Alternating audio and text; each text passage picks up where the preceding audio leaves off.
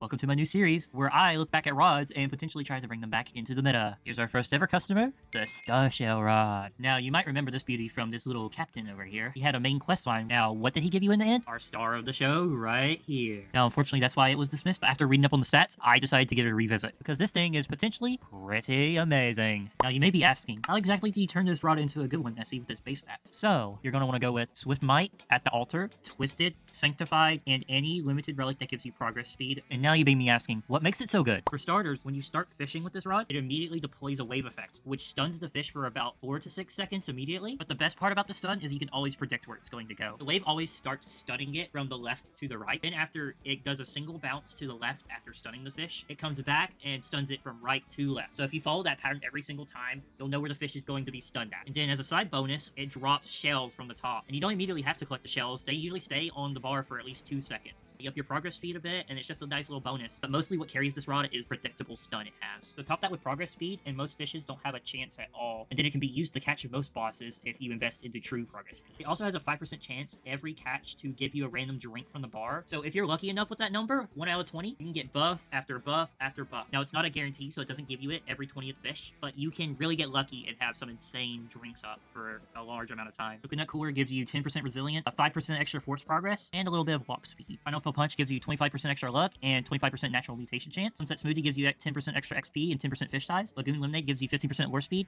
and 10% progress speed. And Sunburst Soda gives you +3 disturbance and a little bit more line distance. So ultimately, this rod can cover really any field with those little miniature buffs, especially the disturbance buff. And if you want to know the factors I did for this, I'm going to be using the rods in Soul Scourge to Kraken to Scylla. Now, Soul Surge was really insanely crazy with this because you can always predict where the control bar will be stopped. The only really thing that held it back was the Styx Angler because, you know, the Styx Angler will always be hard to catch. Even with the tiny amount of control you get with the Star Shell Rod because you don't have any control increases with this build, you're still able to predict where the fish will go and catch it pretty easily with all that progress speed you have. Now, for the Scylla was a really easy catch. I did not, unfortunately, get any bites to test how it goes against bites, but as long as you predict the pattern, resilience really doesn't matter that much because the stun is pretty long if you can keep up with how the boss moves. Now, Kraken, on the other hand, Kraken is pretty rough. Kraken is only rough with this because once the fish is stunned, Kraken's bite moves the bar to the other side. So your wave will stun the Kraken to the other side while your bar's on the other side because the Kraken bit you back. So this one is hard to recover with and unfortunately doesn't work out with the Kraken. But for most other bosses, it should. As long as you're fast enough to it, this thing should be amazing. So yeah, there's my ultimate conclusion.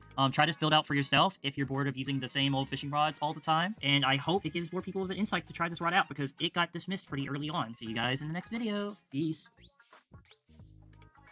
Hello.